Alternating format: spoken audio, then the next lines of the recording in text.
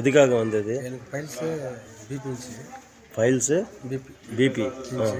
இப்போ எனக்கு நல்லா இருக்குது. இது எத்தனாவது தடவை? 2வது முறை வரேன். இது 2வது முறை வரீங்க? 2வது முறை. மாத்திரை சாப்பிட்ருக்கீங்களா? இப்போ நான் ஃபஸ்ட் சாப்பிட்டு இப்போ அங்கே வந்ததுலேருந்து சார் வேணான்னு சொல்லிட்டாரு. பையா சாப்பிடல. அப்போ வந்து சாப்பிடல? ஒரு வாரமாக சாப்பிடல?